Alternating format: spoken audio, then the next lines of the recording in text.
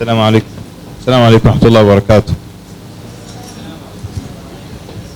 بسم الله الرحمن الرحيم. الحمد لله رب العالمين، والصلاة والسلام على رسوله الأمين وعلى آله وصحبه أجمعين.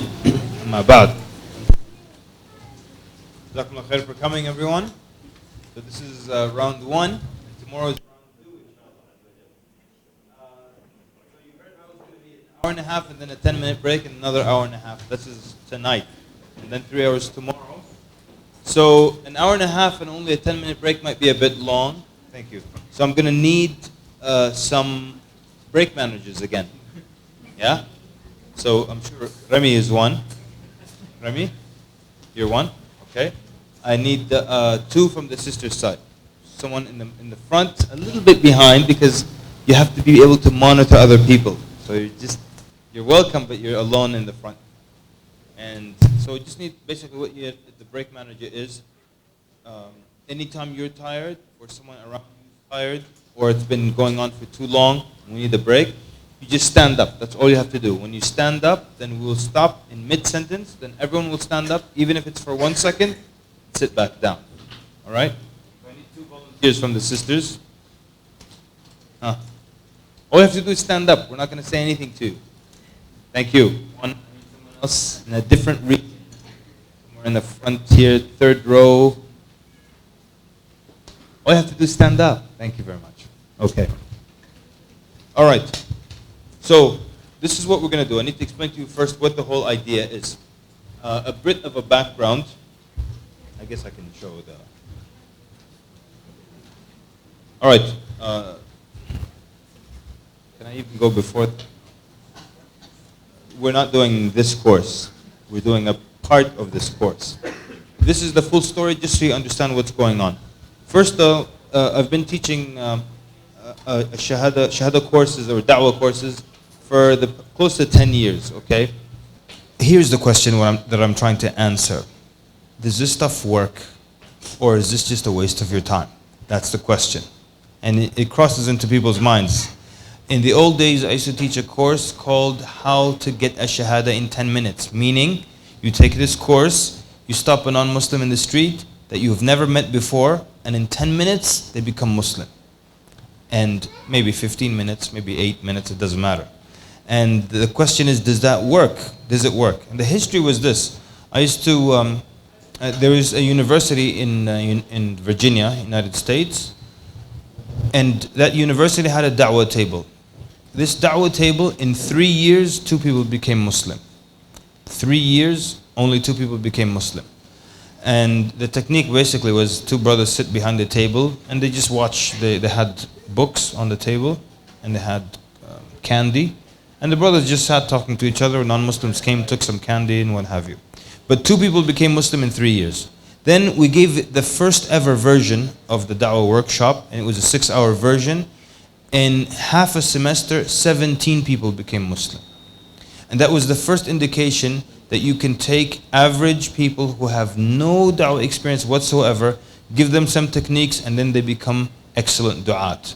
And I have got, I guess now about almost 10 years of emails and testimonies or testimonials that say it works. Yeah, so inshallah it's not a waste of your time. And I wouldn't travel all this distance if it was just some theories that we're not sure if they work or not. There's a 14-year-old boy who took the course. This is the old course. So first I taught the course, it was a 6-hour version. Then I taught a 1-hour version, a 1-day version, and now with Al-Maghrib it's a 2-day version. The 6-hour version more or less is more of what you'll be getting today and tomorrow. That 6-hour version, a 14-year-old boy took it, and next day his best friend became Muslim. I got an email from the United Kingdom. There was a guy who was starting to listen to it online. Then he paused it to go buy dinner. So on the way, he saw a non-Muslim. So he said something from the course. The non-Muslim said something back. He said something else from the course. And the guy took his Shahadah. So he wrote to me, he said, I only heard half the course and I already got a Shahadah. What happens when I hear the whole course? There was another guy who heard the 5-hour version online, and he brought about 160 people to Islam. 95% of them remained upon Islam. And so on and so forth. Many stories I get from all over the world. What I'm trying to tell you in a nutshell is that yes, it does work. And inshallah Azza wa Jal, this is not going to be a waste of your time. But all you have to do is one thing. Over the years, thousands of people have taken the course, but not all of them have become excellent du'at because of one thing simply: they didn't try it. They didn't go out and try it. If you take the best course in sales training and then you don't apply any of the techniques, what happens? Nothing. If you take the best religion and you give it to people who ignore it, then what happens? Nothing. That's what's happening with the Muslim Ummah, right? We've got the akhlaq, we've got the manners, we've got the justice system, we pushed it aside. So, you see the state of the Ummah. So it's all about trying the techniques, inshallah. That's all it is. And there's no guarantee in anything in da'wah. That's why some of the prophets of Allah will come on the Day of Judgment alone with no followers. Some of the prophets will have 2 followers, 3 followers, and some will just have a handful of followers. That means success is not a guarantee in da'wah. But you have to try, and you try, and you try a technique, it may not work, next time it works, and so on and so forth. But that's the whole idea. Some people try it, and some people don't. So, bottom line one more time in conclusion, the techniques we're about to learn, I have 10 years of testimonials that say yes, they work superbly. Sometimes 7 minutes, someone will take Shahadah. And sometimes 8 months you're working on the same individual. But the whole idea is you have to try and you have to approach people. Now, here's the idea. What we're going to be trying to do in the next couple of hours, today and tomorrow, is to give you the best approximation to a quick and efficient way of giving da'wah. Why quick and efficient? Most of the time in da'wah, there isn't much time. I'm speaking to a stranger in the street, so I have only 10 minutes. Yeah? No one has an hour to spend. Can you spend the day with me, sir? We'll pray Fajr together, we'll pray Maghrib together, Dhuhr together, eat together. No, sorry. So most of the time I don't have forever to talk to people. So we have to all develop a quick way of talking, a quick way of answering questions, a quick way of removing misconceptions and describing Islam quickly. Most people tell, what is Islam? Well, it started 1,400 plus years ago. You're going to start with the birth of the Prophet ﷺ? That's how you describe Islam? Quickly, I don't have time for you. Everyone's running around in our world today, busy. You meet the guy in the market, he's standing in line, he asks you a question about Islam. Khalas, I don't have time. Or how do I get someone to ask me a question? We're going to look at all these techniques, inshallah. So that's the second thing. We're going to look at what is the bare minimum I have to say to someone before they become Muslim. That's what we want to learn. What is the minimum I have to tell someone before they become Muslim? Not the maximum. The long speech, we don't have time for that. Okay, let's start. But I want to start with something interesting here. And this is, unfortunately, when it comes to da'wah, especially in the West, we don't have accurate studies, we don't have surveys, we don't have statistics. The best thing you can come, the closest you can come to that is collective du'at who have years of experience. You get many of du'at with many different years of experience and you ask them the same question. That's the closest thing we have to research. Is that research? Not really, but it's the closest thing we have to some kind of a number. And realistically, you can give, getting people to say the Shahadah is very easy. You will believe this if you try it. Take some of these techniques, go try them with people who are, your co-workers, people who study with you in school, and so on and so forth, at university. And then you'll see that it's easy to get a Shahadah. What's harder is to follow up with the individual. So I'm going to ask you now to guess. Hypothetically, in America, I put together a da'wah team. We go out in the street, we bring 50 people to Islam. Then I ignore these 50 people. I never talk to them or email them or anything. And after 2 months, I come and find these 50 people who took Shahadah with no follow-up. What percentage do you think remained upon Islam? 10%? Less than 10? 5%? Anyone think higher? Yes? 15%? Anyone else? 20%? 20% will remain upon Islam. So talking to du'at, many du'at over the years, and even 2 weeks ago I asked an experienced da'iyah the same question. And it's about 1 to 2%. 1 to 2%. If there's no follow-up, only 1 or 2% will remain upon Islam. That's very bad, isn't it? It's very poor. You wouldn't accept this in any other field. Very bad. So that means getting the Shahada is not difficult. Because getting a Shahada is selling. And you can sell anyone anything, true or false? Yes? I don't know about KL, but in America, just drop me in any city give me a left foot of an old shoe.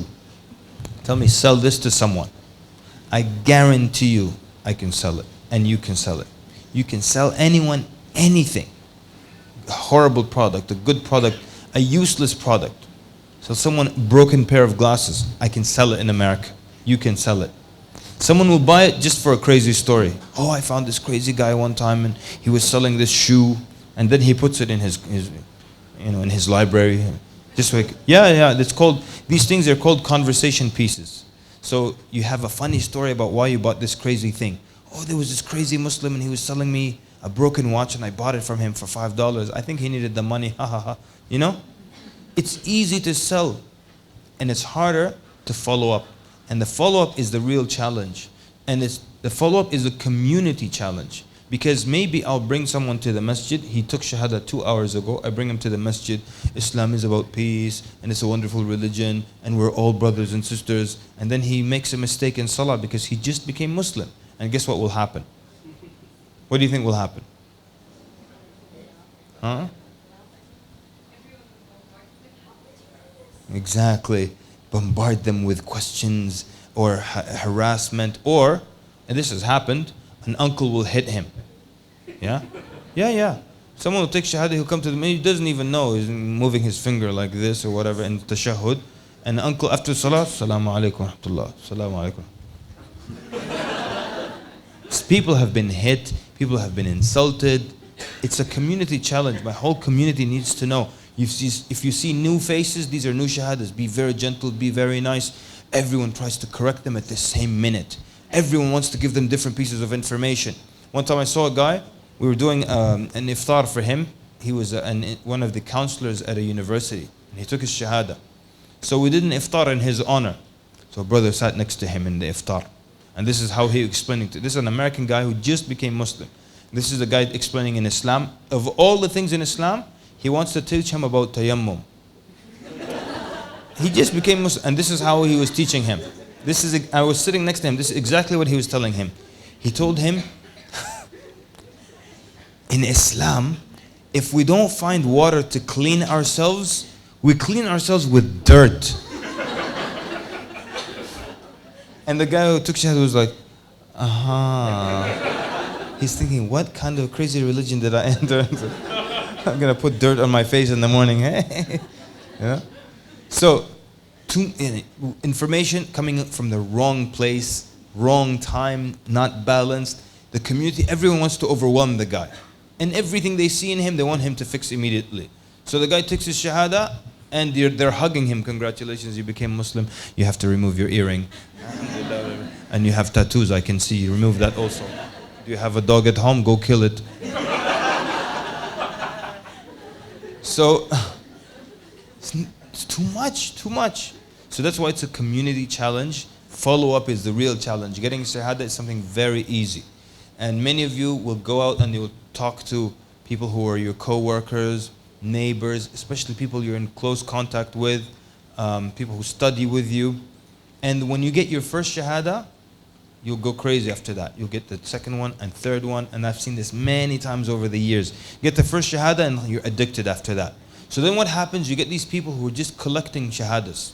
Like people who collect stamps, coins. Really. I'm not joking, I've seen some crazy things over the years. So there'll be brothers who just have numbers of Shahadas, yeah, and they don't have follow-up. They don't know if these people became Muslim or not. So, and then I'll see them meet each other, say, how many Shahadas do you have? The brother will say, 7. Oh, 7? MashaAllah, you're a beginner, huh? 19. Okay, from your 19, how many are now praying in the house of Allah Azza wa Jal, know Surah Al-Fatiha, pray, have anything to do with Islam? It's just a number that we show off to people with. I've met du'at. One da'i, he said, I gave Shahada to 1,362 people. I I said, how do you keep count like that? You get a tattoo every time you get a shahada. How do you know these numbers? And how many of these people are Muslim today? Did you do follow-up with? Are praying today?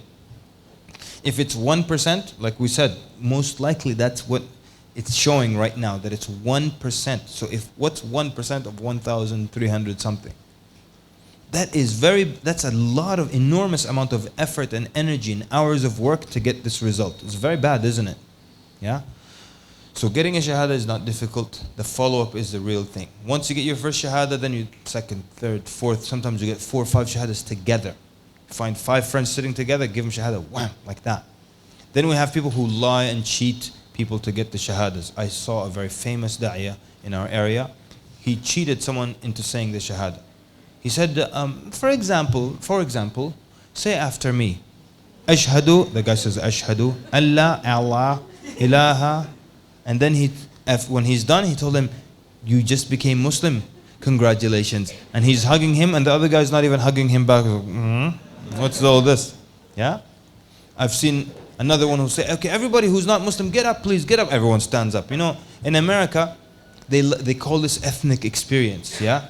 They just love to experience something different. So they go to someone, oh, write my name in Arabic. Oh, they're so happy to go home, hang it. You can even write, you are a donkey. They say, hey, yeah? They're just happy about it, you know? Write my name in Mandarin Chinese. Oh, so they love these experiences. So the speakers will say, if you're not Muslim, get up. We'll become Muslim all together. Everyone gets up all happy, right? And then they just say the shahada. The speaker will put next day, 400 people became shahada in my lecture, yeah? But these people, they just said it, you know? They're not really Muslim. And they know no one's going to follow them. Yani. It's not like they took the shahada at this event with 400 other people. And then next day, in the morning, someone is going to be knocking on the door in the morning. Namaz, salah, come. Didn't you take shahada? Nothing happened. So it's just a joke to them. Anyways, so let's start with here. Let's start with the definition of da'wah. And okay, we don't have much time. Why are we doing the definition and all these technical things? No. You learn a lot from just defining the word da'wah, just from the definition. Now, linguistically, da'wah has a number of different meanings. And all these that are up here, every single one of them, there is an ayah in the Qur'an where clearly the word da'wah means a request. Sometimes it means to seek help. Sometimes it means command. Sometimes it means ask. You see how many different things there are? So, but we don't want the linguistic definition, meaning what the word means in the language. We want what it means in Islam, meaning the technical definition or the Sharia definition. Example I always give is salah. Salah in the language means dua. Salah is dua. That's why the Prophet ﷺ was told in the Qur'an, وَصَلِّ عَلَيْهِمْ إِنَّ صَلَاتَكَ سَكَنٌ لَهُمْ. And pray over them. What does it mean, pray over them? Make dua for them. Your dua is a source of comfort for them. So, but we don't mix the linguistic definition with the technical definition. So I told him, you don't pray 5 times. No, I pray 5 times a day. I just prayed 5 times. 5 times I put my hands up, made dua. That's it. You can't do that. So, Islamically, in the Sharia, to da'wah, first of all, it comes from the root tad'u, which means to call or to invite. This definition is so important because so many people today think da'wah is a fight. It's an argument you have with someone. You know, you hit him left, right, left, choke him, and before he dies with his last breath, he will say, Ashhadu an la ilaha. That's what they think da'wah is. And a lot of times people watch debates, and we love debates. People love debates. And so they think that's what you do. You debate with someone, you fight with them, you make them uncomfortable, you corner them, and they'll become Muslim. But debates are just one way of da'wah, but they're not the default, and they're not even recommended. Not even that. Yeah? It's just an acceptable form when there is need for a debate. But it's not recommended, it's not the default or anything whatsoever. Some of you have probably seen the debate between Jimmy Swaggart and Ahmad Didat, rahimahullah. Where are you? Yeah? Now, clearly who destroyed whom in that debate? Ahmad Didat cleaned the house, yes or no? Rahimahullah, yeah? But there was a church in America that would mass produce the debate and give it to the churchgoers. Why? So they can learn that Muslims are aggressive? No. So they can learn how to refute the Muslims? No. So they can dislike Muslims? No. It's just very, very simple reason. Who can tell us? Very simple. Here it is. They thought Swaggart won. Can you believe that? Like, how? He was destroyed. How could he have won? Yes, they thought he won. And if you listen to the debate again, when the Swaggart says things, they cheer and they whistle. He lies. Yesterday the Lord spoke to me. And they're like, yeah, the Lord spoke to you. The Lord didn't speak to him. Maybe Iblis spoke to him, but not. But they're whistling and supporting him because when it's a debate, I close my mind. I don't hear your arguments. I just hear the arguments of my guy. That's why the scholars used to dislike debating. And that's why the Prophet ﷺ said, I guarantee a house in the middle of Jannah for the one who stops arguing, even if he's right. People think, stop arguing if you're wrong. No, even if you're right, don't argue. It's not good. So debating has never been the way to give da'wah. We learn all that just from this. If the root of da'wah, by the way, with an H, if you don't put an H, if you're transliterating into English, if you don't put an H, it means a lie, an allegation. Yeah? Da'wahum, their lie, their accusation. So, there was a da'ya, his license plate is Da'wah car, D-A-W-A. And his car license plate is Da'wah van. So it's like saying, to the lying mobile, let's go. It's very, so from the root, we see that it's an invitation, and an invitation can never be a fight. It can't. Because I don't think anyone in your life invited you to their house by putting a knife to your throat, grabbing you by your shirt, said, listen, you're going to come to my house, we're going to have nasi lamak, you better come Wednesday, okay? That's not an invitation. So how can it be that we think inviting people to Allah is fighting with them? Making them feel uncomfortable, hitting them hard. And especially if someone knows a little bit of Bible study and all that. So, Luke chapter this, okay, I'll give you Mark chapter this, verse that. John chapter this, try to corner the guy, make him uncomfortable, make fun of his religion. That's not da'wah. So da'wah is to call or invite people to Allah. That could be Muslims coming back to Allah or non-Muslims coming to Allah. To make people better worshippers of Allah. To help them become better in practice and understanding of their religion and in their dealings with one another and in their manners. Everything about da'wah has to do with Allah. It's never about calling people to your group, calling people to your sheikh, or calling people to your madhab. That's not da'wah. It's people getting closer to their Lord subhanahu wa ta'ala. Okay. Very important for a da'iyah to understand that there are two types of guidance. And if you look at the ayat, and we only want the end of this ayah, the Prophet ﷺ says, وَإِنَّكَ لَتَهْدِي إِلَى صِرَاطٍ مُسْتَقِيمٍ. Allah Azza wa Jal is telling the Prophet ﷺ, you guide to the straight path. Verily, you guide to the straight path. Then in this other verse, إِنَّكَ لَا تَهْدِي مَنْ أَحْبَبْتَ وَلَكِنَّ اللَّهَ يَهْدِي مَنْ يَشَاءُ. Verily, you do not guide those whom you love, but Allah guides whomever He wills. Okay, this verse said, you do guide to the straight path. This verse says, you don't guide those whom you love. What's going on then? The scholars say there are two types of guidance. And it's so important for the du'at to understand this. First type of guidance, this one, is your job as a da'iyah.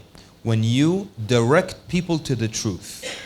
You know what the truth is, and you tell people, there it is. You make it clear, you explain to them about the Prophet ﷺ, about Qur'an, about Islam. That's it. You're directing them to the truth. Are you opening their heart to the truth? You can't do that. That's not your job. That is the part of Allah. So here when it says you cannot guide those whom you love, meaning you cannot open the hearts of those whom you love. That's Allah's part. When you understand the difference between that as a da'iyah, this is why the distinction is so important. When you understand this distinction, you will see that there is nothing that can stop you. There is no one on this planet that you cannot speak to or that you cannot change. Why?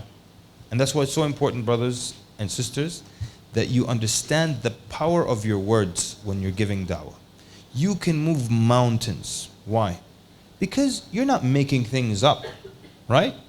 And when you call someone to Allah, you quote the Qur'an, which is the speech of Allah, which would crumble mountains made of rock, solid rock. They would crumble from the speech of Allah. And you're saying this to an individual. That's why your words are powerful. 2, you're quoting the Prophet ﷺ. If you're not quoting the Prophet ﷺ, you're quoting generations of wise and righteous individuals who came with beautiful statements. So never underestimate how much you can change people. And you know, many times you say something to someone and you move on and you forget them and their life changes from a sentence that you said to them. And you never remember who they are again. They try to describe them to you, you can't even remember them. Why? Because you didn't make it up. You said something from the Qur'an, or you said something from the hadith of the Prophet ﷺ, and it moved them. So don't underestimate yourself. You can move mountains. All you have to do is direct people to the truth. You can speak to a sister and direct her to the truth concerning hijab. Direct her to the truth concerning salah or siyam or anything related to Islam. And she will accept it and she'll be moved. So if your job is to direct and Allah's part is to open people's hearts to Islam, then what can stop you? Many du'at think their job is to open people's heart to Islam. You understand? If you think your job is to open their heart, then when it doesn't open, you think, okay, I can't do this. I'm not good at this. For example, sister is talking to her friend to try to put on the hijab. You expect her immediately to put something on top of her head. It doesn't work. But that wasn't your job. Your job was to only invite her to that, not to open her heart to Islam. Yeah? Likewise, someone's speaking to a non-Muslim and the guy doesn't become Muslim. That means I'm not good at this. I tried, I spoke to many people and it didn't work. Therefore, I'm not made for da'wah. I'm going to stop. You got it wrong. Your job is to speak and Allah opens hearts. And if it doesn't happen, it doesn't happen. You did your job. Nuh alayhi salam, he called his people for 950 years. Do you understand? It doesn't mean that's his age. The scholars say that's his age in da'wah. He started giving da'wah and he's kept for 950 years giving da'wah. And it's just a small handful of people that followed him. Does he not get reward for 950 years? He gets reward. You do your job, you get your reward, and the rest is up to Allah. And I can invite the person again and again and again. Tfaddal. Sheikh Yasser, you had a question. When do you know when it's time to move on? And you know, it's a question of timing, right? So Yes. you may be just about to, and then you move away, which is not good. Or Good. you do too much, and the timing is not right. If you're left alone for a few months, maybe. So how do you make Excellent. So Brother Yasser is asking, when do you know how to move on? When to move on? And that's a question that I've never been able to answer. I mean, I know when to move on, but how do I enunciate it clearly? This is when to move on. It's very difficult because of a number of things. Number one, sometimes you speak to someone and they don't look interested and you want to move on, but internally they're interested. They're just resisting you because it's a debate, for example, or they want to show that they know what they're talking about. That has happened before. Sometimes you're talking to someone and they're making fun of you. Remember, one time we went to Washington, first guy I met in the street. I started speaking to him, and every time I tell him something, he's just being sarcastic, making fun of me. He's like, really? Laughing at me like I'm just saying some nonsense. And I remember I noticed that, and I said to myself, this guy's making fun of you, move, talk to someone else. Then I said, no, just keep going. So I kept talking to him, then his smile started to disappear. He stopped moving his head from side to side, and he's saying the Shahadah in a few minutes. Yeah? Another brother, they used to give him da'wah. He used to argue with them adamantly. Then when he became Muslim, he told them, you remember when I used to argue with you, and we used to argue for days? He said, every argument and every time you spoke to me, I was convinced with every word you spoke, but I couldn't lose the debate. What does that say? It says, first of all, perhaps the du'at need to change their technique. If I'm debating with someone, it's a fight, so I have to show and argue. Even if I'm convinced, I will argue with you. Yeah? So that means sometimes internally the person is convinced, externally it doesn't look like it. Maybe if I quit, I lose out on a good person. The other thing is that, for example, we used to have this technique in school where if someone was difficult, the partners, one of them would come get me and I'd come speak to this person. There was a sister and she would be very insistent and speak to people for a while. and her partner would come get me. Every time her partner comes, oh, the sister needs help with that person. Tell her, look, if he's being difficult, just give him a booklet and move on. Let's talk to other people. We had a lot of people in our university. So every time I look back, she's still talking to the same person. And then after a while, she's calling me over to let him say the Shahadah. So I learned from her, even though I give her the training for da'wah, I learned from her, don't give up too quickly. And there are some times when it's clear, don't even waste your time. And of course, in Washington, D.C., we have a lot of crazy people. A lot of crazy people. So you see guys crazy, I don't have time for you. A guy's drunk or stoned or khalas, you know. One time we were in D.C. and this guy, older man, he saw me. D.C. is African American, you know. So he saw me, he said, how you doing, great-great-grandson? I said, I'm fine, how are you? He said, you know who I am? I said, no. He said, I'm your great-great-grandfather. I said, well, thank you very much. Have a nice day, sir. That was enough for me to walk away. I'm not going to waste time with you. So if someone's crazy, sometimes it's clear. But for the most part, the Prophet ﷺ, how many times did he call Abu Talib? Again and again and again. And even at the last minute, he's on his deathbed, the Prophet ﷺ is giving him da'wah. So if you say, give someone da'wah 2-3 times, you're wrong. And the Prophet ﷺ called many people multiple times. And sometimes you call someone on the 7th time, they'll become Muslim or they'll change finally. So that's why you always keep reminding people, always keep calling them back, and you don't really set. But as a da'iyah, you'll know when it's time to move on, for example. You know, you're speaking to someone, or someone is just being argumentative for no reason. They just want to argue. So one guy at work one time, by the way, there's a technique also if someone's arguing, how to stop them from arguing. It's very simple. It's just to say, I'm not here to argue with you. It's that simple. Why? Because if you tell someone, I'm not here to argue, they don't tell you, well, I am. Right? No one does that. And if someone does that, one time in my life it happened. It was a co-worker, and he's just arguing. And I told him something very logical, very straight, like this is a microphone. No, it's an elephant. Okay. So in the end, if you're just arguing about everything. So I said, okay, listen, I'm not here to argue, okay? I just want to explain something to you. He said, well, I'm here to argue. I said, well, then in that case, then let's stop this conversation. We'll continue another time. Because if you just want to argue, then even if I tell you the sky is above us, you'll argue. If you just want to argue. And that's not conducive, meaning it doesn't help you find the truth. So we'll stop here. And I just turned around, and he was like this. Because he wanted to continue, and now I ended it. Now, what do you think will happen if next week we start to talk about religion again? He's going to respect himself, yes? Because if he just wants to argue, I don't have time for you, yeah? Anyway, so there are many techniques for many kinds of things. You understand the difference now? Your job is to direct people to the truth. Make Islam clear and explain it. The other part is up to Allah.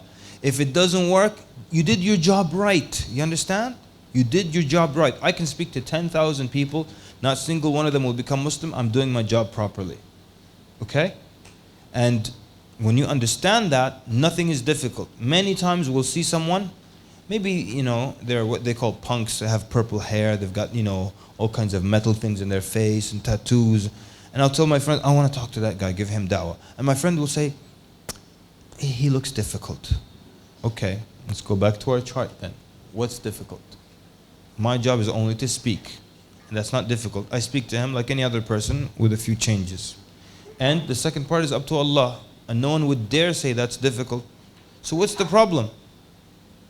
So anyone you meet, you can speak to them and they can change. No one is too big for you. Politician, you know, now you live, alhamdulillah, in a Muslim country, but you can also give advice. Yani. So it's a big politician, you can give advice. Celebrity, doesn't matter. Yeah? We see celebrities sometimes in America, and what's the problem? I'll give him da'wah straight. He's not beyond Allah's reach. Allah opens their heart to Islam, it's fantastic. And all I have to do is just speak to them, nice and normal. Okay, so the ruling on giving da'wah, in very brief, there was a difference of opinion between scholars. Some said da'wah is only obligatory upon certain people. And if they're doing da'wah, you don't have to. As long as in the city someone's giving da'wah, you don't have to give da'wah. Just like the adhan. If someone makes the adhan, does every brother in the room have to get up and make the adhan? One person does it on behalf of everybody. That's called fard kifaya, right? Now the other group of scholars said, no, that's not the case. Da'wah is an obligation upon everyone. Young, old, male, female, educated, uneducated, everyone has to give da'wah. So group A said, how? How is everyone going to give da'wah? It's impossible. Not everyone is a mufti, not everyone is a khatib, not everyone is a lecturer. Group B said, no, we're not saying everyone should be a mufti and a khatib and a lecturer. We're saying everyone on their basic level. What's your basic level?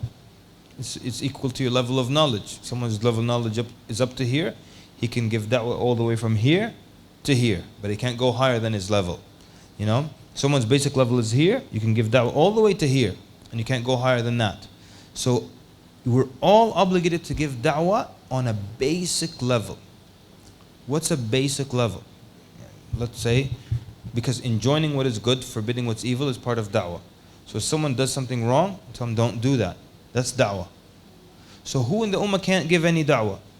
And is there anyone in the don't tell me someone who is, you know, in a hole or is in solitary confinement or someone who is in a coma within reason, or someone who is born with no brain. Within reason, who in this ummah can't give any da'wah whatsoever? There's a simple man in a village and he doesn't know anything. He just prays 5 times a day and he fasts when Ramadan comes. He doesn't know how to read or write. Simple man. He just makes brooms with his hands. He sells them in the market. What kind of da'wah is he obligated to give? Much da'wah. He's walking and he sees 2 children using bad words. Ya walad, don't use bad words. Is that da'wah or not? The guy in the market is lying to the customer. When the customer leaves, don't lie, ya akhi, it's haram. What's your dalil? I don't know, but I know lying is haram. He sees young men smoking. Young man, don't smoke. It's haram. What's your dalil, uncle? I don't have dalil. I don't know. It's haram. I know it's haram. You can go check in the masjid. Yeah? So now, who wants to take this challenge? Can you think of anyone within reason in the ummah who is not able to give any da'wah whatsoever? You can't. You can't. There's no one who cannot give any type of da'wah. Everyone can give da'wah. Wallahi, there was a Muslim man in America and he lives in the hospital because he's paralyzed from the neck down. Yeah? This man gave Shahadah to 100 people. And he doesn't even talk to them. He doesn't really sit and say, let me tell you about Islam and the Prophet. You know what he does? He does something that everyone in this room can do and can do better than him. Wallahi, true story. This man, he has pamphlets like this on a table. And he's sitting on a wheelchair and he can only move his head like this. Yeah? And speak. So every time a non-Muslim walks by, he said, hi, how are you, sir? Please take one of those and read it. He can't even give it to him like this. Everyone in this room can do this movement, yes or no? This man can't even give it. He just says, sir, please take, ma'am, how are you? How's everything? Please take one of those and read it. 100 people became Muslim from this man. And it can't be that we're in this room less capable than he is. Every one of us is more capable. But it's like when you really want to do something, you do it. You find a way to do it. Yeah? So we're saying then, the ruling on da'wah is that on a basic level, everybody has to give da'wah. And enjoining what's good, forbidding what's evil is part of da'wah. And we have to do that. And if we don't do the higher level, is everyone in this room obligated to give fatwa? No. But if there's a mufti sitting amongst us, then he gives fatwa. Is everyone here have to give, everyone here have to teach, for example, ulum al-hadith? No, but maybe some of you studied ulum al-hadith and you're capable of teaching it to another group of sisters or a group of brothers. Fine. But otherwise, everyone has to give da'wah up to that level that they're in. And we always say your best friend as a da'iyah is to say, I don't know when you don't know. Don't try to wing it and be, clever about it. It's serious business. So who said if I'm a da'iyah I have to know everything? I don't have to know everything. If I don't know, I say I don't know. And I say, look, I don't know, but I can get you the answer to that. Yeah? Don't ever make things up here. It's very, very dangerous. We just don't have time to go into the evidence, into how dangerous it is and so on. But I say your best friend as a da'i is I don't know. So if someone asked you, who's your best friend, you say? As a da'i, who's your best friend? And then people will say, oh, you don't know your best friend? You say, I don't know. Yeah? You know when people are texting, sometimes they write IDK. What does that mean? Really? Every time I ask people, they don't know the answer to this. Anyways. So, the da'i, and that's you. By the way, you know the best du'at I'm talking about from the prophets and from our times, the best du'at are those who care. They care. That's what makes them excellent. Everywhere, we see this anywhere, at any level. The du'at are those who care. The best du'at are those who care. And they work hard because they care. We used to go give da'wah in Washington. There was a brother who used to work very hard. And one day he said his secret. He said, these are my people. He's African American, and DC is predominantly African American, or it was. And he says, these are my people. I love them. He cares for his people, and he gives da'wah to them with effort and with care. Yeah? So, some of the do's and don'ts of da'wah, we're going to kind of rush through them a bit. And they're very simple. Keep it simple, number one. Do keep it simple. People think that to be a good da'iyah, speak in big words, big long English words, elephant, hippopotamus, long words, huh? And give dates. In 1979, a scientist discovered multicellular organisms. Whoa, ow, this guy's impressing me. Ashhadu an la. No, it doesn't work like that. Okay? So use simple words. Keep it simple. Yeah? Don't try to impress people with dates and with... It doesn't work. Okay? Number two, stay on your main topic. Your main topic is Allah Azza wa Jal. That everything is about Allah. And everything stems from that. Obedience is linked to Allah. True or false? Yeah? Why do I obey? You obey Allah, it's linked to Allah. Being kind to people is linked to Allah. Salah is linked to Allah. So your main topic is Allah. If, let's say, a non-Muslim comes to me and his whole issue, he just wants to know, the only thing he wants to learn about Islam is why did your Prophet marry a young girl? That's all he wants to learn. I explain, and he'll go home and just get up and go home. Thank you for explaining, and he'll walk away. What about you and Allah? Sir, come back here. I forgot to tell you the most important thing. The relationship between you and Allah. So your main topic is talking about Allah Azza wa Jal. It's really, what do we call that? Talking about Allah, that He's one God. It's called what? Tawheed, right? Number three, find out who is the person in front of you. Find out who they are. What are their beliefs? Because you have files in here, right? You have a file for a Christian. So if the guy in front of you is Christian, you click on the Christian file and you open it and you read from it in your mind. If the guy's a Buddhist, you have a file for that. You click it and you speak. If the guy's an atheist, you click that file.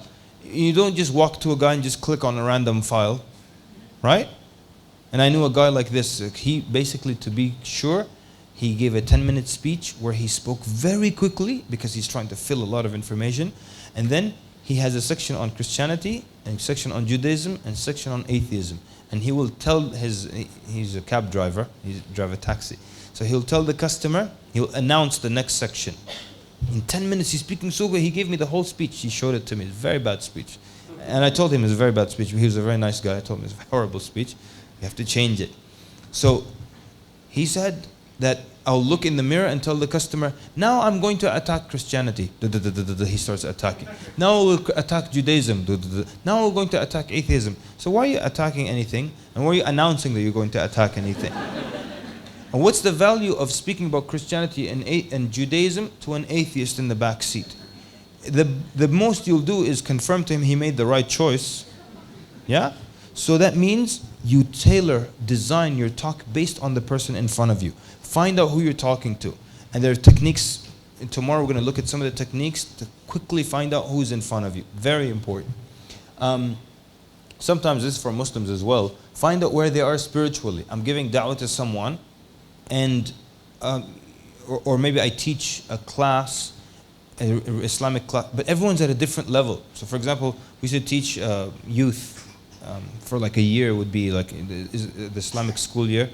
And meaning there would be weekend Islamic school, and we'd be teaching these same kids the whole school year. And the first day of school, we find out about the students. Because maybe I'll casually attack something and one of the youth is very into that. Yeah, and he's offended. Or maybe they don't all come from the same religious background, meaning religiosity in the household. And some crazy things will be said. So the point is, find out where they are. And what if I just walk up to someone and start attacking something, whatever it is, music and he's a musician, or acting and he's an actor, or so where are they spiritually? Will they handle what I'm saying? And some people just love to start with the heavy stuff on people. And some people just love to start with things that we can't do. They have a list in their mind. It's a haram file. They click on the haram file and they just list all the things that in our life that are haram. This is haram, and that's haram, and that's haram, and that's haram, and that's haram. Would you like to become Muslim? No, I'm okay, thank you. But avoid arguments, wallahi, because you're an educator. You are an educator. You are mercifully calling people to Allah. And you care. Wallahi, du'at care. Many times people in America will ask me this question. There's a guy, he's my neighbor for the last 7 years. He's the nicest guy I've ever seen.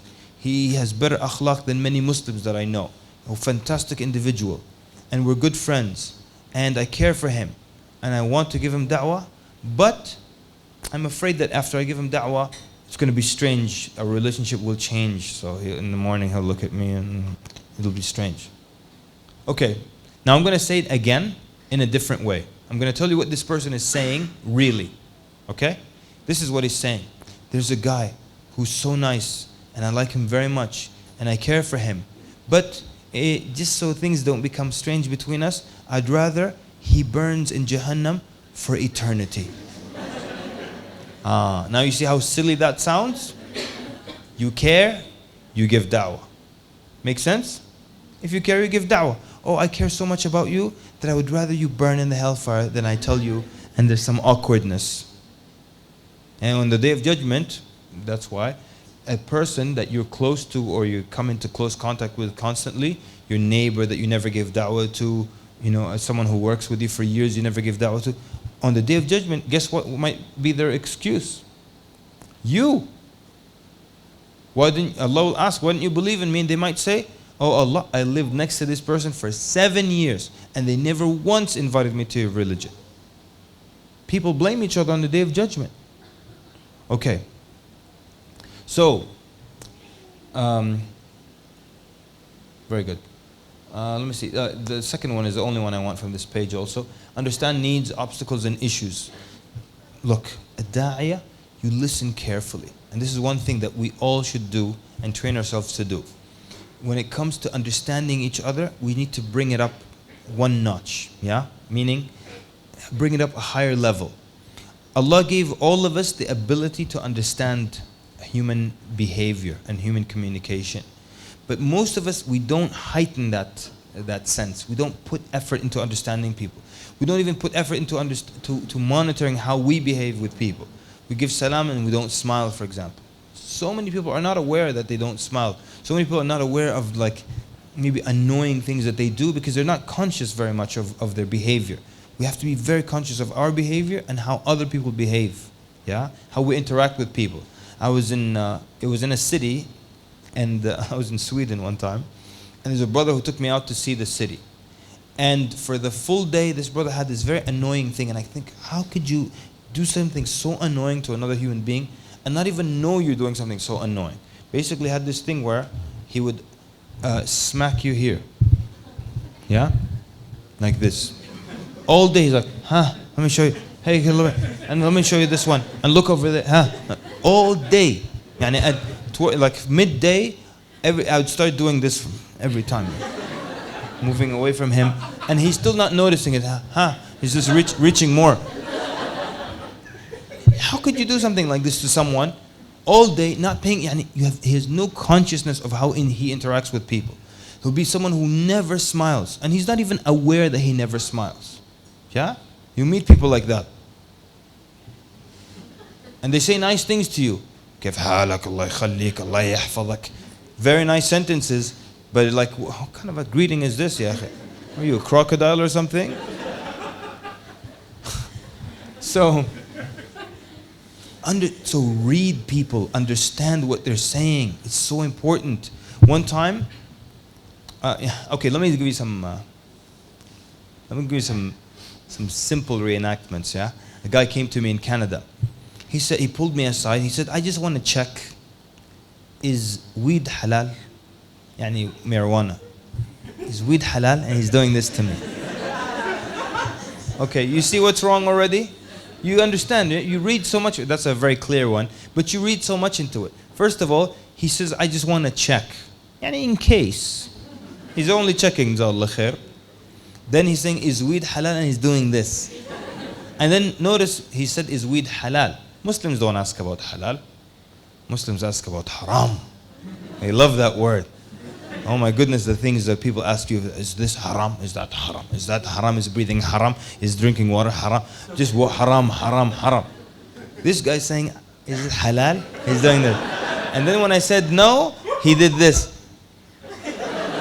So that was a very clear one, right? Okay, sometimes it's a bit more tricky than that. I had a coworker, he was a good friend of mine, and I want to give him da'wah. So I said, let's sit down and talk about religion. He's Catholic.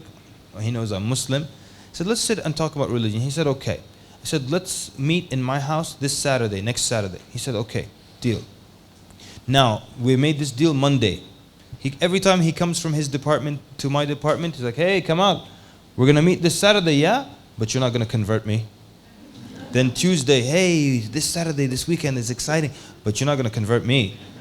Wednesday, you're not going to convert me. So I think, okay, something's wrong. You have to understand the issue. What's his issue?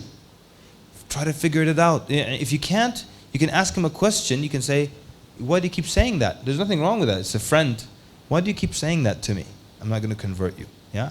But I kind of understood him a little better. So I knew that he was afraid that he's going to come to my house, hear some information, and walk out a non-Catholic. He was afraid that I will change him. So in order to reassure himself, he kept saying, you're not going to convert me, out loud. Yeah? And that way it's harder for him to go back on it. So that's not good for me, because he's going to come to my house to fight. And I don't want that. I want him to come calm so we can talk. So I just started to put the power back in his hands. So I told him, you know what, you're absolutely right. I can't convert you. Only you can convert you. That's a decision that you make if you recognize something is the truth. I have absolutely no power in that. Just like that. So he started to feel very comfortable. Okay, that he just wants to talk. It's not a fight. And he came to my house not looking for a fight, very calm, willing to listen. And alhamdulillah, he took Shahadah at the end of that session. So, okay, very good. I'm going to skip some of these other ones. I want to do some specific things only.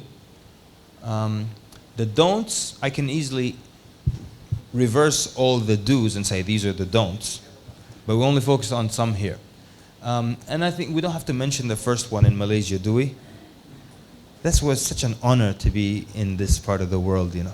People are so polite, mashallah. People take everything with two hands. If the other hand's busy, they touch this other hand. I love these things. Khalas, we're so sick and tired of the rudeness that we see every day. People are so rude. So I don't think we have to stress that point yet. But there's some cities where I have to spend so much time on that point because everyone thinks da'wah is aggression. Yeah, challenge the person, attack them. That's good da'wah. No, it's not. Number 3, don't avoid something. When you're evasive, when you're always avoiding, it's saying that there's something wrong with your religion. If I ask you a question, you avoid it, that's probably because there's something wrong in how your religion explains it. Yeah? Ask a Christian a tough question about Jesus, and they avoid it. What does that tell you? I got him. So if someone asks you a question about Islam, you don't answer it, he's now in his mind, he's thinking, I got them. That's why they're avoiding this, because they don't have a good answer. So don't be evasive. Don't negotiate. This is famous. Du'at will go, oh yeah, Qur'an said you guys will go to Jannah. Would you like to become Muslim? No, I'll see you in Jannah. So we don't negotiate. قُلْ يَا أَيُّهَا الْكَافِرُونَ لَا أَعْبُدُ مَا تَعْبُدُونَ. No deal whatsoever. Allah says in Surah Al-Qalam, وَدُّوا لَوْ تُدْهِنُ فَيُدْهِنُونَ. They wish that you would compromise with them, so they would compromise with you. But we don't compromise. We already said don't give up if the person seems uninterested. Just keep going. Get them to be interested. You know why they're not interested? Because they don't know that the hellfire is black. That's why. You understand? They don't know anything what's going on. One time this guy kept telling me, yes, yeah, I'll humor you, I'll listen to you. Huh? Let him know how serious this issue is. I always tell this story about this drug dealer. We didn't know he was a drug dealer, yani, but now I know I'm an expert in knowing who's a drug dealer. And you're talking to someone and they keep looking around for police and stuff, you know they're a drug dealer. So this guy, he's standing there and he's making fun of us. We're giving him da'wah and he's like, yes, making fun of us. We tell him, you need to become Muslim. He said, if I become Muslim, will you guys give me any money? I said, no. He said, if I become Muslim, will Allah give me a brick? I said, what's a brick? He said, a brick of cocaine. So apparently that is the wholesale item. And then it's broken down for retail. So this guy, he's making a joke out of everything. You know why? Because he doesn't know that the hellfire is black. That's why. So I said, okay, we got to scare this guy. Let him have it. Not in a rude way. But I told him, okay, listen. So you think you're smart, you're standing around here, you're making money, yeah? Okay, let me tell you something. You're going to die for sure, because everyone dies. And when you die, 3 things are going to follow you to your grave. Your deeds, your family, and your wealth. And when they put you down on the ground, your family is going to come back, just like the hadith, to fight over your wealth. And you will be left with nothing but your deeds. And then 3 angels, stern and severe, will come and ask you questions. Then we told them about the questions of the grave. Then we described the angels throwing people into the hellfire. Wallahi, and even in the beginning he was laughing at us and stuff. When we left, no joke, he was standing like this. Just like this. Yeah? So sometimes the person is not interested because they don't know how serious things are. They don't know. Wallahi, one of the most unbelievable du'at I've seen in my life. Allah give this man a tongue. Never. Like you, as a Muslim standing next to him, you want to take the Shahadah again when he gives da'wah. It's unbelievable. Yeah? But he every day will get 4 or 5 Shahadas. Every day. And one day he got over 60 Shahadas in one day with his partner. One day. Don't worry. You want to know their technique? That's what we're doing. That's all the same technique. Okay? But the point is, he used to speak to everyone. People homeless in the street, college professors, the same speech. And it was about the 3 questions of the grave, making the right decision, Allah, Jannah, Nar. It doesn't matter who it was. And he gave this speech so many times that he has a rhythm. And it flows nice and smooth from his tongue. No stopping, no stuttering. Same speech. So, if you're not interested, I'm going to get you to be interested. As a da'iyah, that's your job. And I don't think this applies much here, does it? You see someone, this is in America, you see all kinds of crazy things and tattoos and all kinds. So you say, oh, this guy's difficult. No, it's not. Just speak to them. Remember your job, to direct them to the truth. And the rest is up to Allah. And I always tell this story about this guy I saw. We're giving da'wah all day. And this guy is like tall, big, very pale-skinned white guy. He's wearing no sleeves, so he's got tattoos all the way from here to his wrist. Blue and red and green, all this stuff, all like that. Then he's got a bandana on his head. He has piercings all over. Wherever you can put one on your face, he's got piercings. Huh? Then he's got his 4 front teeth are gold. And he's wearing white contact lenses. White. So you just see white eyes like that, yeah? So, we're giving da'wah. I see him coming this way, like this. I looked over here. I saw a man and his wife. I saw birds. I saw butterflies. It was, sun was shining. I said, I'm going to talk to these. I don't have time for this shaitan. This is a true story. So I went to the couple. I gave them some pamphlets. I spoke to them a little bit. Just when I turned my head, the brother was calling us to hear this guy say his Shahadah. The guy, when I came to, I couldn't believe, like, this guy's taking his Shahadah. He said, and I remember very well, like it was yesterday, what he said. I remember exactly word for word. He said, I got up out of bed today searching for Allah. Not searching for Allah. And then he told us, I don't want to just do this now in the street and it's over. He said, I want to become a good Muslim. I want to learn to pray. I want to learn this religion. So I made a judgment based on looks, and it was a very bad judgment. It doesn't matter what the person looks like, we call them to Allah. They could be wearing the, whatever, some uniform that says they're a Buddhist monk or a priest. It's not too much for Allah. How many priests have come into Islam? How many monks have come to Islam? You go to them and you call them. Okay. Very good. As a da'iyah, you have different styles.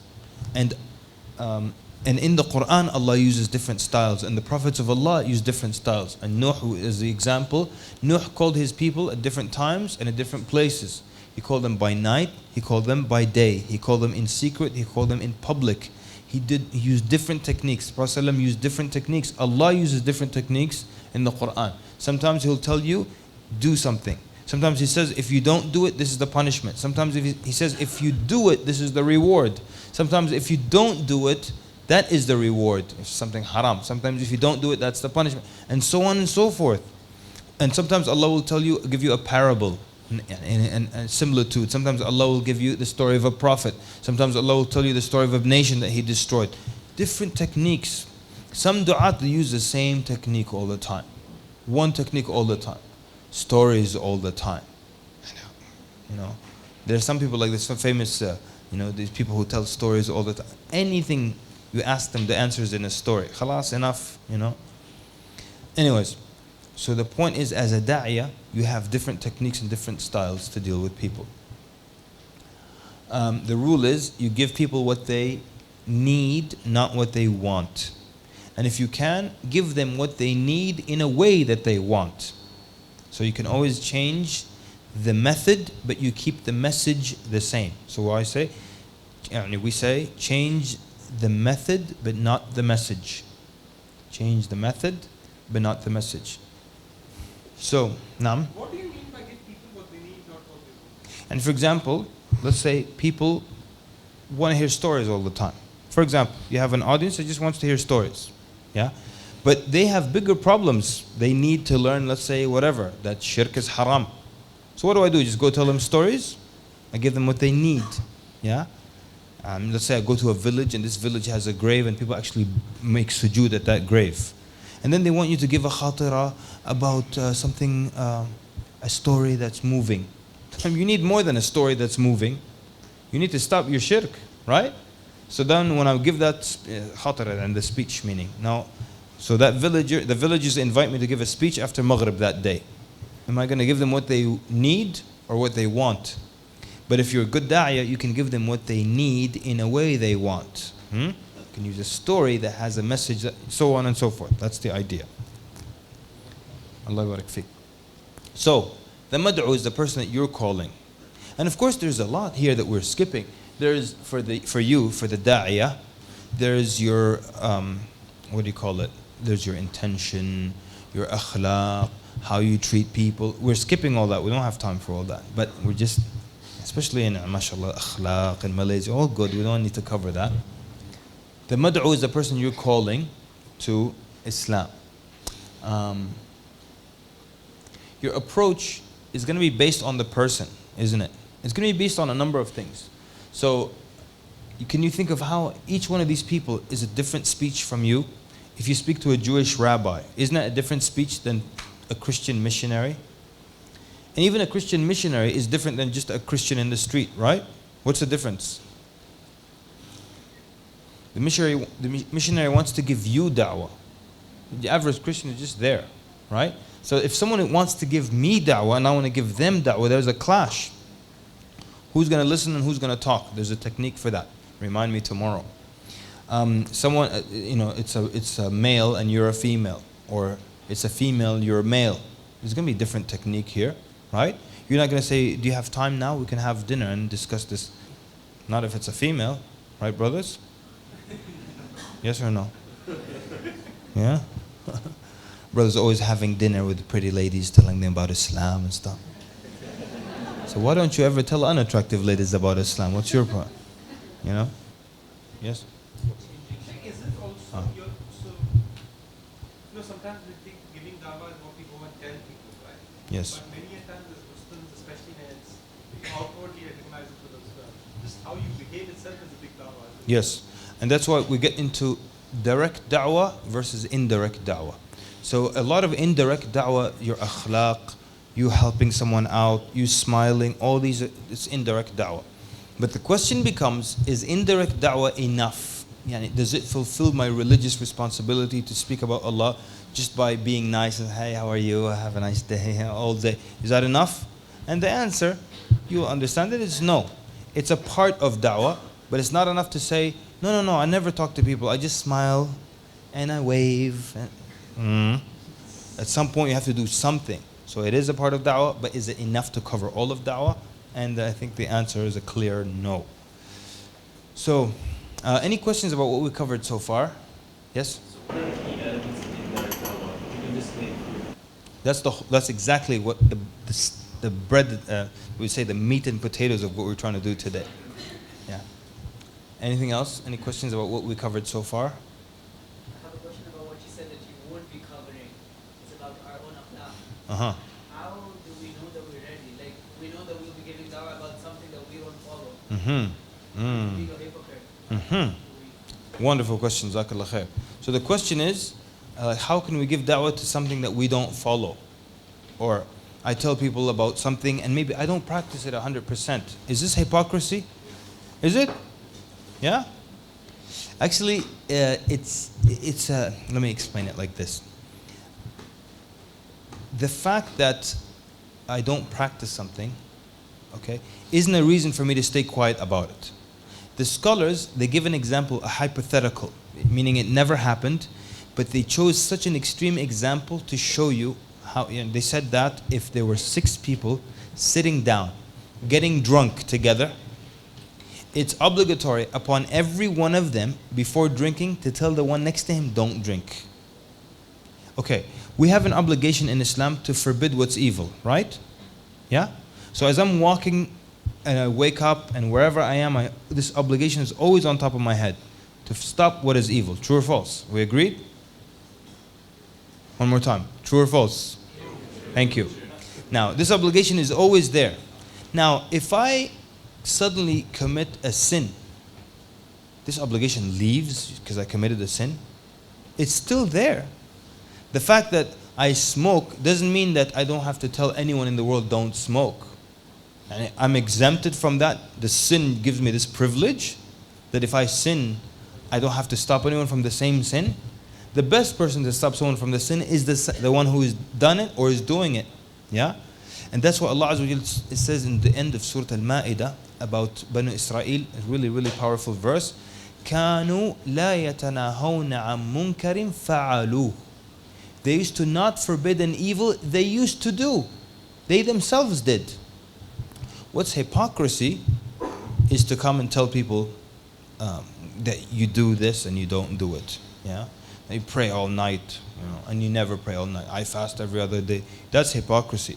Or to say, let's do this and you don't do it. We should all do that. Yeah. But to have, let's say, for example, to have a shortcoming, it doesn't mean you cannot. For example, who in here has perfect khushu'? Nobody.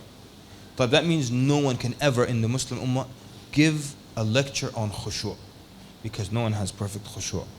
And then who has perfect brotherhood and completely feels happy for their brothers? Everyone has some issue. That means no one also in the Ummah can ever give a lecture on that. Okay? Who in the Ummah, you start counting all the things. Who does anything perfectly? The idea is that we remind each other, and then in the reminder you improve and you become better. So even if you don't do something, you can tell people to do it. Let's say there's a father who's 60 years old and he doesn't pray. Or let's say he's 70 and he's so moved into, and he's so well established in that disobedience that even the thought now after 70 years to start praying is just too much. I'm not going to pray. It's not permissible for him to tell his children, make sure you pray, don't become like me. He's the best person to say that.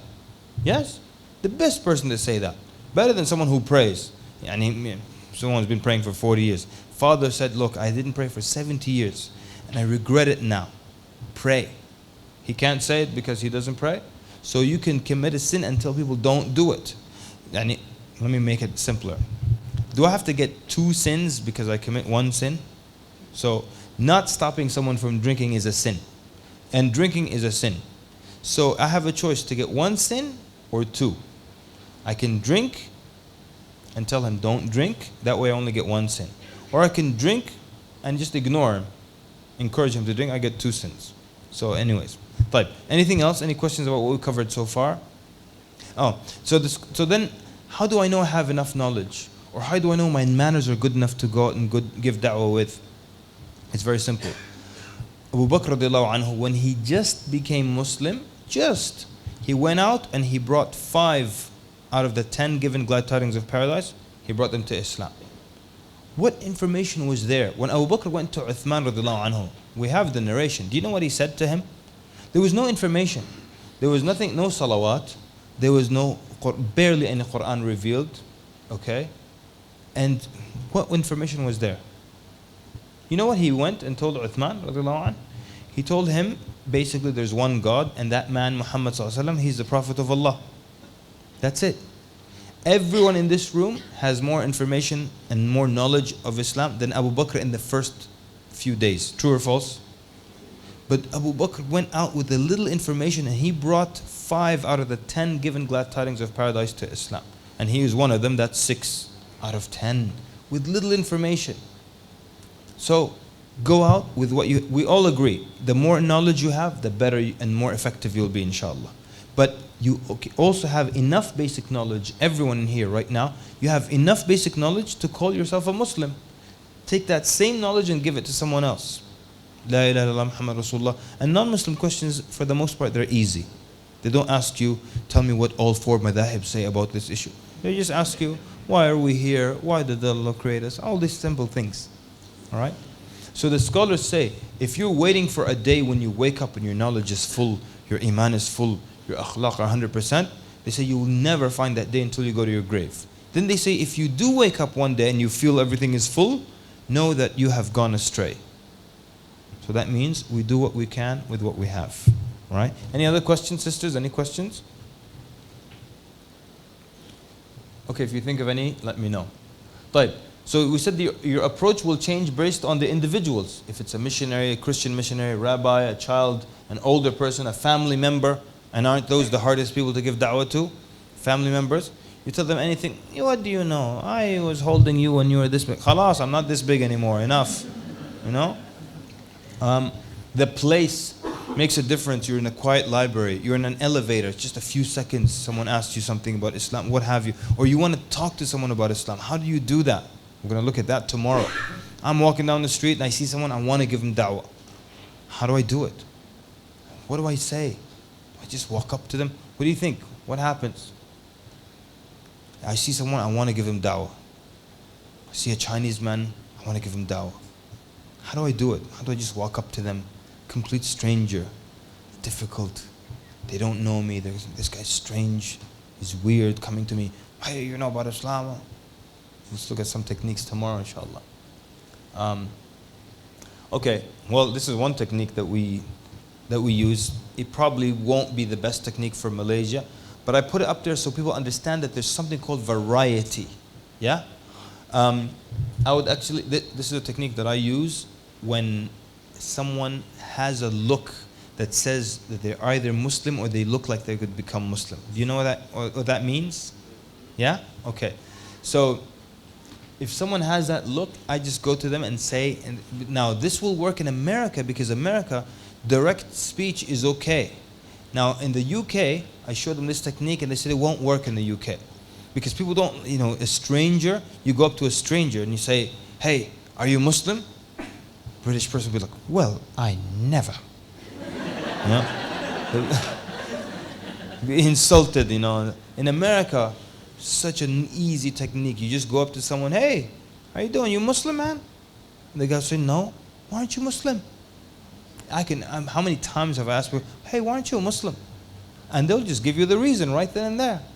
And many, many times, the reason is, I don't know. I have an uncle who's a Muslim. My older sister is Muslim. So what does it mean when someone tells you, I don't know why I'm not Muslim?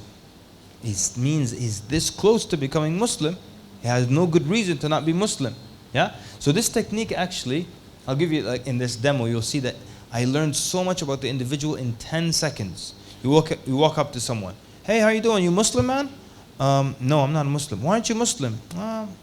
Because I have my Lord and Savior, Jesus Christ. That's why not.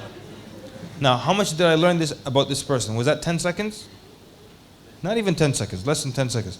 In less than 10 seconds, look how much I learned about the individual. Number one, he's a Christian. Number two, he's a Trinitarian. He believes in Jesus being the Lord, not just any Christian. And number three, he's probably a little religious or attached to his religion. How do I know that? Because he got, na'am? Because the way he got irritated shows you that he's very attached to his religion. I learned 3 things in less than 10 seconds. We always have to learn who you're talking to and understand. Now what you say, well, that's not a good reason. That's not a good technique because you just got him all excited and angry maybe even. No, I can bring it down very quickly. Watch this.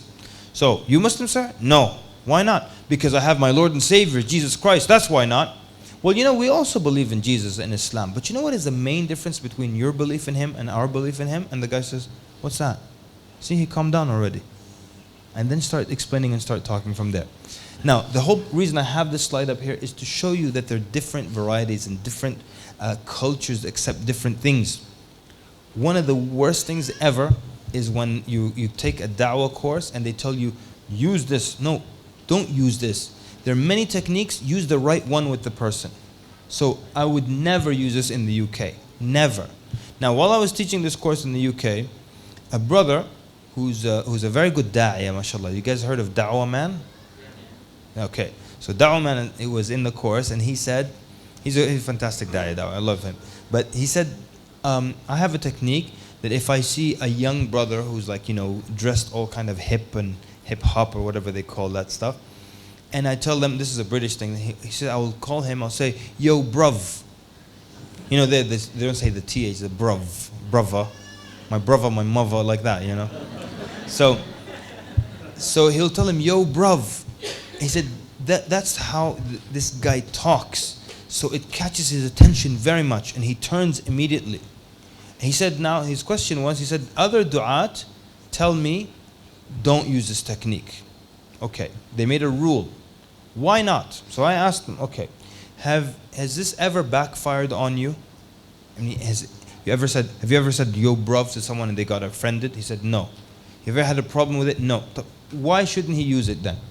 He's using it in the right place. He doesn't see like a British guy wearing a top hat, which they don't do anymore, but imagine he sees a British guy, white guy with top hat, walking like, yeah.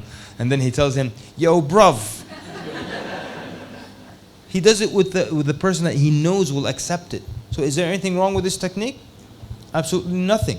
So this technique in America, I'll use it, and I'll tell you, every time I've used this technique, because I use it on the right person, 97% of the time they take Shahadah. No, it's not because I'm good or anything, or because the technique is good, no. Because I'm using it in the right place, that's all. This is a problem where people, especially they take some da'wah course and then they see a technique and then they want to put the technique in the wrong place. A guy came to a Sheikh, and the Sheikh came to ask me this question. He said, a guy asked me this question. He said, I used a da'wah technique of the Prophet ﷺ and it didn't work. How? And Prophet techniques are the best, right?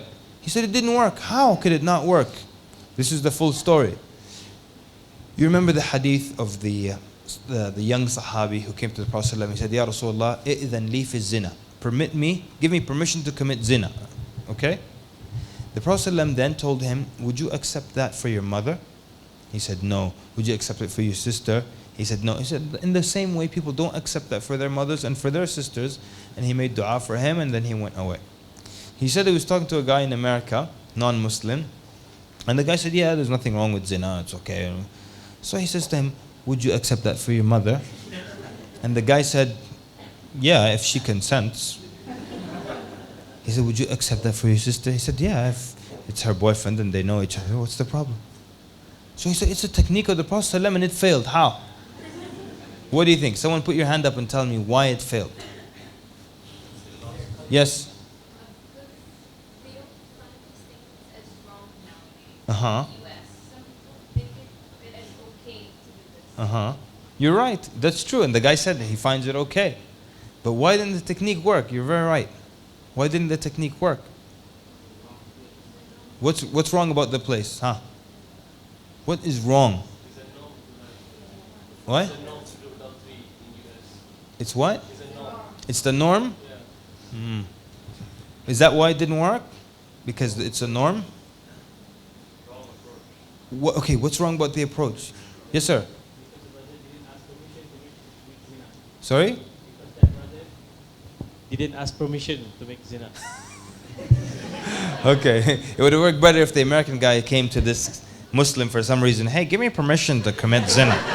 Right? Thank you very much. And the Muslim guy's like, why are you coming to me? I don't understand. Very simply, brothers and sisters, very simply, the Prophet ﷺ used this technique on a Muslim who understood Allah, paradise, hellfire, ghira, protective jealousy for women, and he understood that he's coming to the Prophet of Allah. And the Muslim tried to take this technique and use it on a non-Muslim. And a lot of times this is a common mistake. I take a technique and I try to force it here. This, you might recognize, won't work in the UK. Don't use it then. Oh, no, I saw it in a workshop. No. Do you think this will work in Malaysia? You know better. You think it will work? No? Who thinks it will work?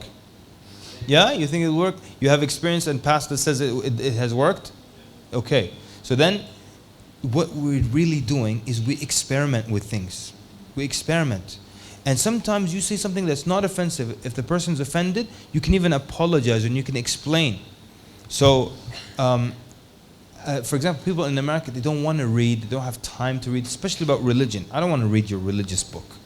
So I used to have this pamphlet, a booklet, and it was an easy read.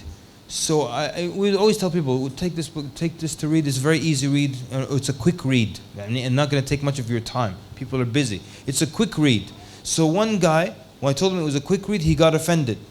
He said, "What do you mean? I don't read, or if it's too complicated for me, or like that?" So no, that's not what I meant. Explain. If it doesn't work, explain it, but try it first. You understand? So I quickly told him, no, that's not what we meant. We meant that it's not going to take up much of your time because people are busy and I'm sure you're busy. Oh, okay. Now he's calm. One time I'm giving da'wah to a guy with his son. And already, Mafi warning, 5, 4, 3, 2, 1. Okay, it's like 10-minute break. It's the break time. So we're going to stop here. And we're going to resume with an exercise, which is basically the core of what you say to someone to become Muslim. The minimum you have to say to someone before they become Muslim. And we'll reconvene after the break. Inshallah. Sallallahu barak Muhammad. Wassalamu alaikum wa rahmatullah.